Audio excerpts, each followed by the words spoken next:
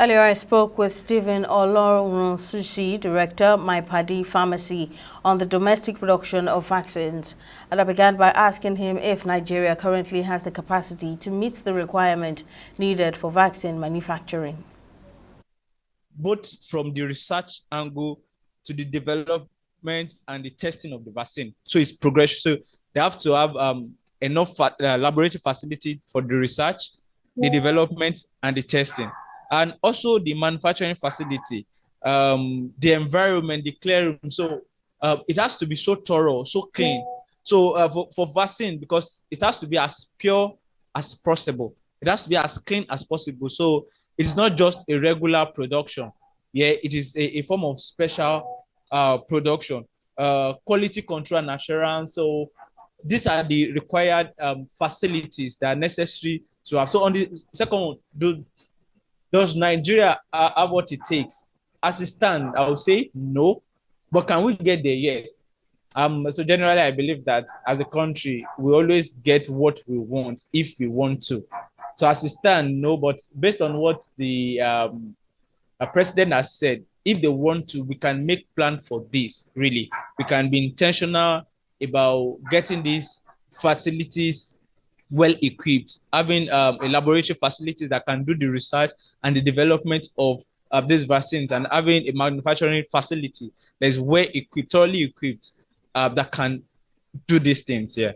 Now, given the challenges faced by developing countries in vaccine production, what are the potential barriers or obstacles that Nigeria may encounter in establishing local vaccine manufacturing capabilities?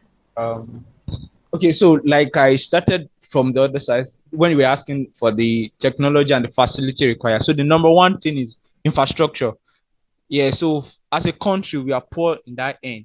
So for vaccine, there is a temperature that the vaccine has to be, and has to be in that temperature until it is used. Not at any time can you go off.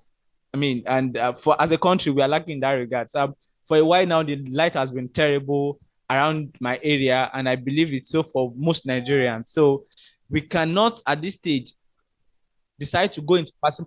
We don't have that enough infrastructure, particularly in area of power, in area of facilities, laboratories, so to speak, and manufacturing facilities and equipment.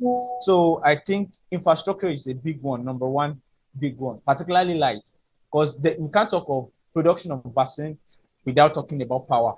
It has to be kept at a particular temperature, right from the process to the production to the usage eventually, even throughout the supply chain, if it is transported, whatever the case may be, it has to be kept. But these days we see that many hospitals, clinics, labs, and even community outlets, they are struggling with sustaining because let me add the economy to it. So you have to buy fuel, amount of how much you're spending on fuel, on diesel is so high that you're looking at, do I go off power for a while? So all of these things is a big issue. So infrastructure is one.